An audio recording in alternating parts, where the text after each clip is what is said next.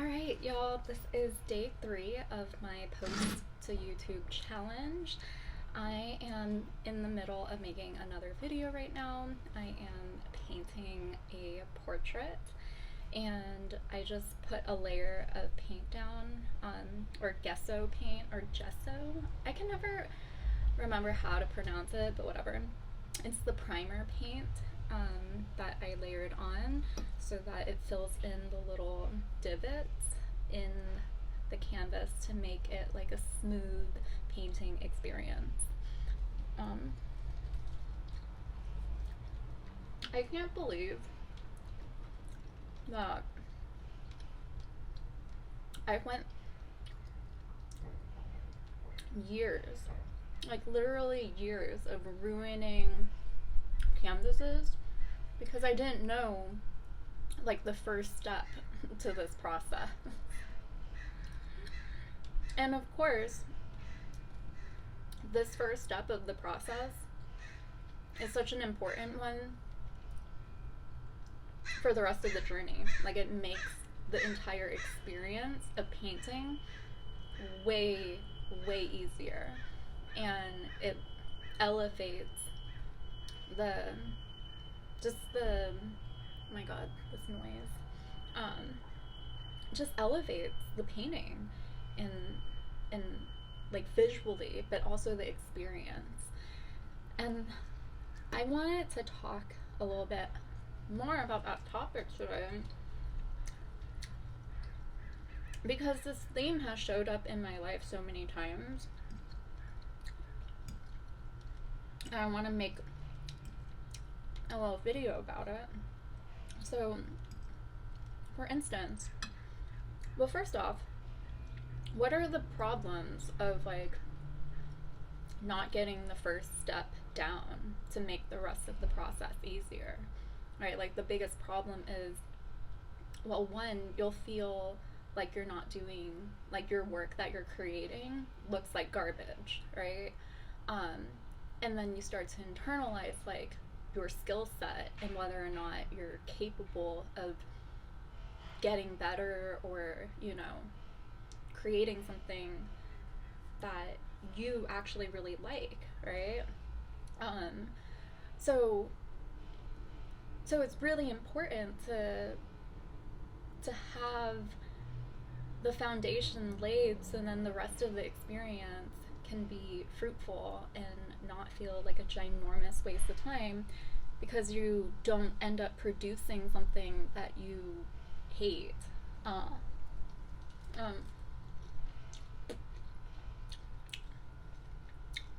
Because when you produce things that you love, or like at least you're proud of, it creates like motivation and dopamine and confidence. It builds upon your confidence of like, oh my god, I can get better, or I can't wait to do this next time, because that essentially is the magic sauce to getting better at something. It's just continuing to do it.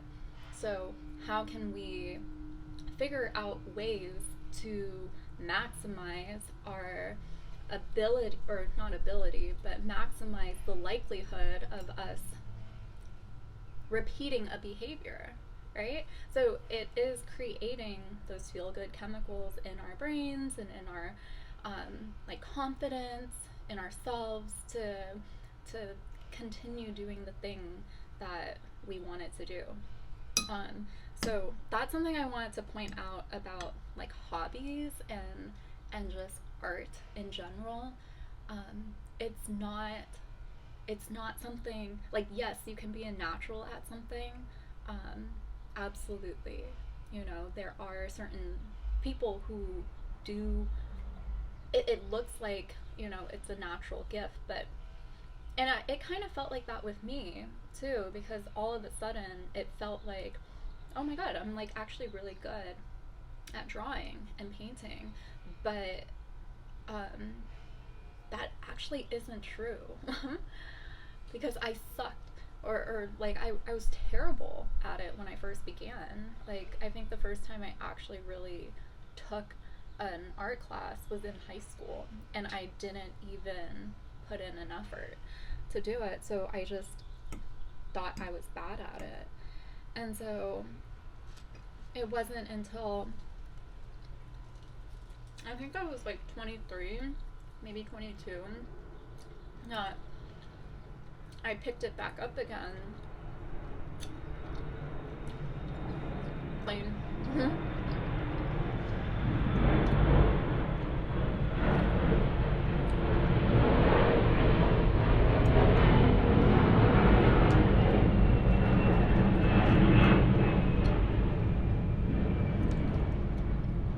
So it wasn't until like I was like 22, 23 that I started drawing again, and I still remember the piece that I did, that I took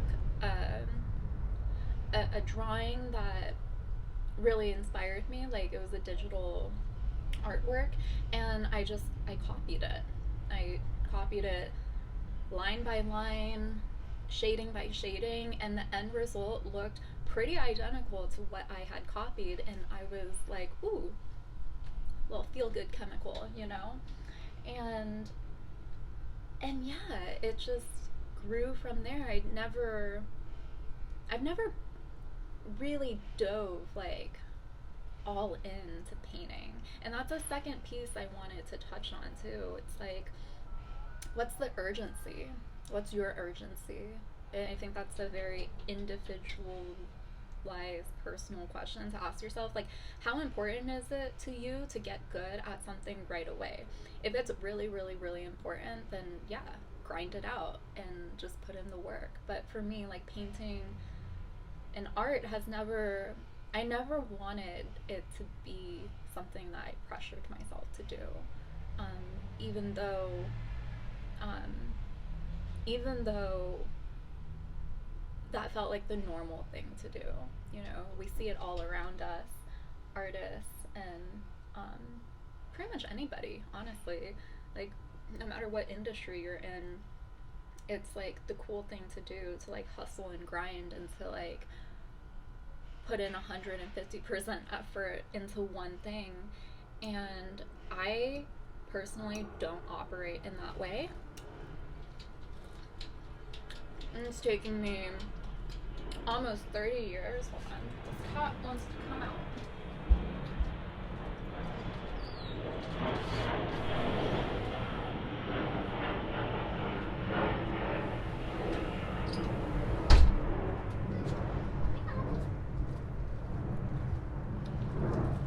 Like, it's taken me almost 30 years to like accept that part of myself with full embrace, power, and confidence. Like, that's just not how I operate, and I don't want to operate that way, because I'm a firm believer that there's too much of a good thing in any facet of our lives. You know, that's why balance is literally key for anything, because like, imagine sports, right? Let's say sports, and that is like such a culture from what I understand. I've never been in sports, so I can't speak to it personally, but I do hear from friends, and you know, you see it in through the media and whatnot, that it's their form of burnout, but oftentimes it results in like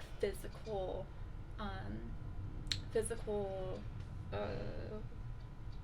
injuries. That's the word I was looking for. Injuries, right? When you push too hard, and that's the equivalent of not having enough balance. When you're pushing too hard at one thing, and you're basically ignoring all these other facets of your life, and you're ignoring cues that your body's probably telling you, you're pushing through, right? Because that's the grind mentality. Like, if you want to get really good at something, if you want to be successful, you have to just give it your 150%, right? Plain.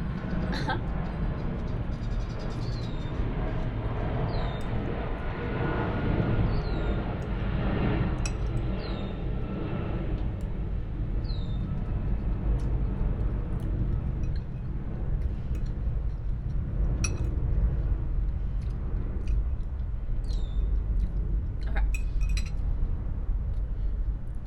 so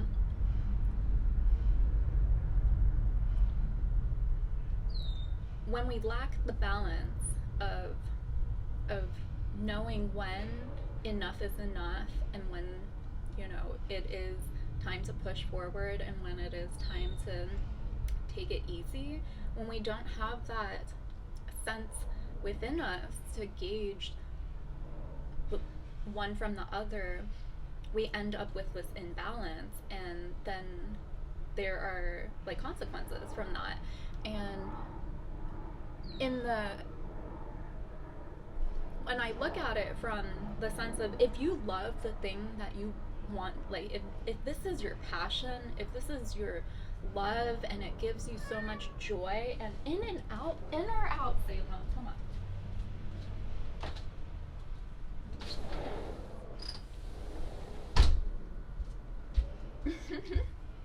Well, indecisive, but he knows what he wants. All right, where was I? Yeah, when we don't, there's like the consequences of not having a good internal radar of what balance is for us, right? And so,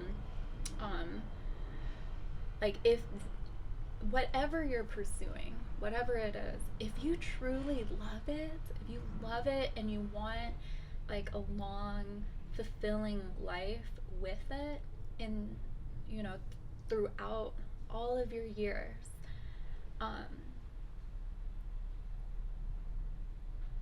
what's the rush? You know, why? It's kind of like, okay, here's a good like metaphor, or that might help you understand what the hell I'm saying better.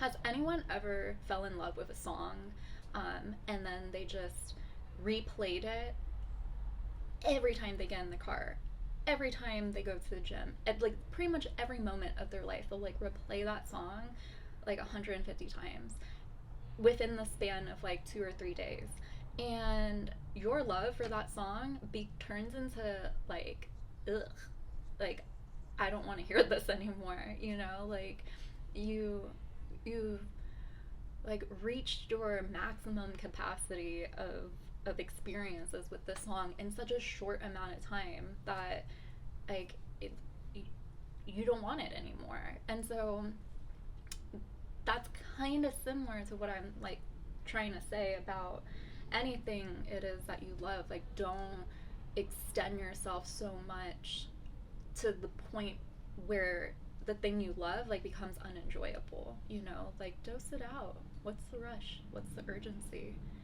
um, like I felt this deeply when I with yoga. So I have always had this, for ever since I started yoga. And it's interesting that, you know, I'm using this example too, because yoga is all about like mindfulness and balance, right? But with the practice of yoga for years, like almost like 8 years, maybe 7 or 8 years of my 10-year journey so far, is that I would go really hard with practicing yoga and make it like a center, like just a center focal of my life, and everything else kind of like fades away in terms of other forms of exercise. And, you know, I would just go all in and then like take a long break. Sometimes it would be like a year break in between, and I don't incorporate that into my daily, you know, or like my life. And and I noticed that it like now I have such a more balanced relationship with it ever since like my wrist injury, which happened from like an accumulation of other things. It was like my wrist injury wasn't from yoga, but it definitely, like, because I kept using my wrist in yoga, it created like worse injury for me. So I really had to like back off on all forms of exercise that involved like putting pressure on my wrists and doing any of these like flexions or extension motions.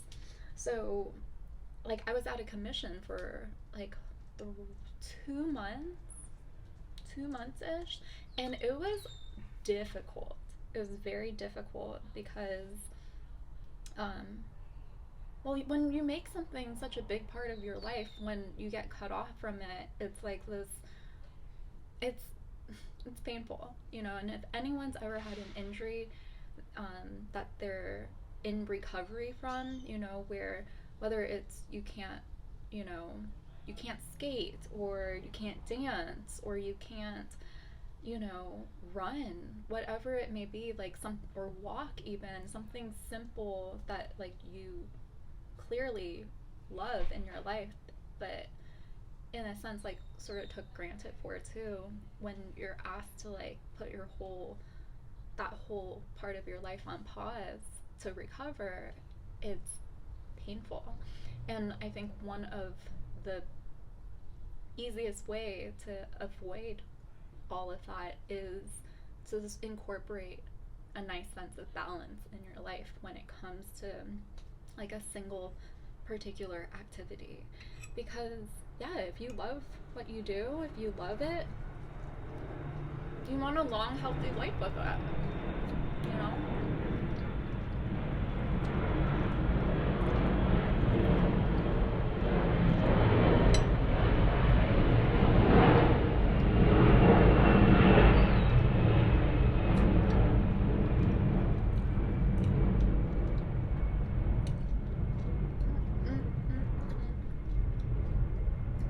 Yeah. So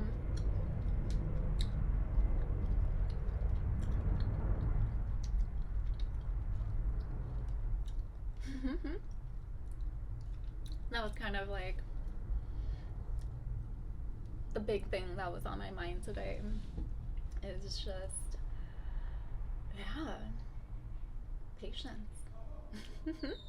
Patience and doing things little bit at a time. Um, that feel like, and everyone, the thing is, everyone's sweet spot is different for them, you know? Um, so I can't sit here and tell you like what amount of effort to put in is right for you, and what amount of effort is your happy balance. That's for you to determine through trial and error, you know? Like if you get burned out, if your body feels tired, if you're anxious about it, if you're um you know, just like take note of the the feelings of like constriction, you know. Like it's easy to tell once you know what you're looking for, but I guess you have to know what you're looking for, right? And you have to be aware of your like body cues and all the things. It takes time. It takes a lot of time. It's kind of crazy that I can so freely talk about it now, and and it make complete total sense to me. But you know, that was not always the case. I had no idea what my body was feeling, what emotions I was like experiencing, and what it even meant, you know. Um, so it takes time. Um, yeah, yeah. I guess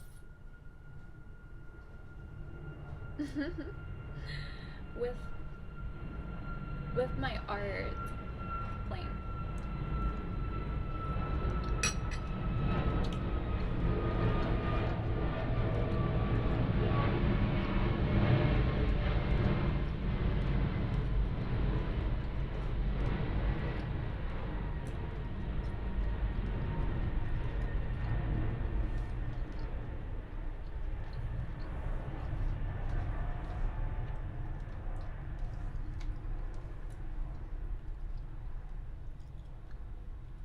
Hmm. I do want to circle back and just talk a little bit more about like the effort portion and um, how finding that balance, your happy sweet spot of how much effort to put into something in order to learn and grow and to just over time get better.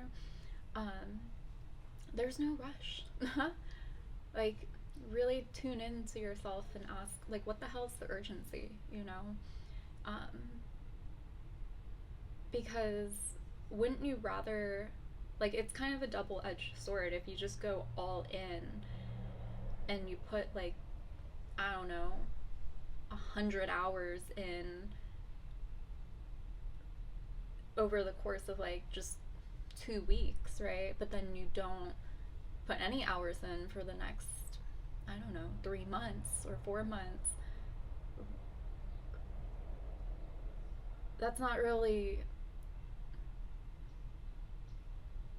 gonna help you much, like, to grow. Like, honestly, I feel like it'll take you longer, but that works for some people. And to be honest, like, that kind of feels resonant with me when it comes to painting. um it's something I enjoy and that I love, but I also have come to the realization of understanding where painting lies in the scale of priority within my life. Like, where does the importance, like, what scale? Just plain.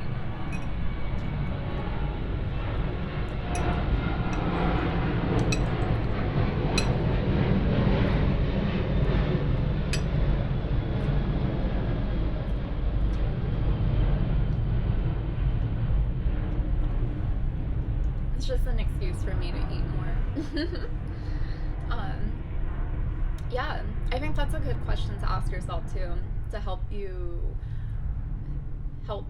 yourself figure out where your happy medium lies. Is ask yourself, like, yeah, where does this skill, having this skill, lie on my list of, like, importance, and where does it take, like, what spot does it take for my priorities, you know?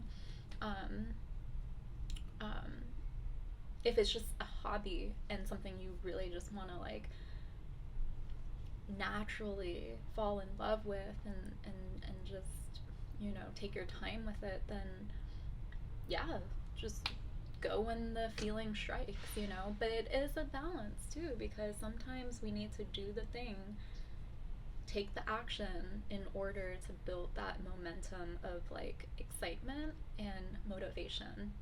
So, there's no easy answer.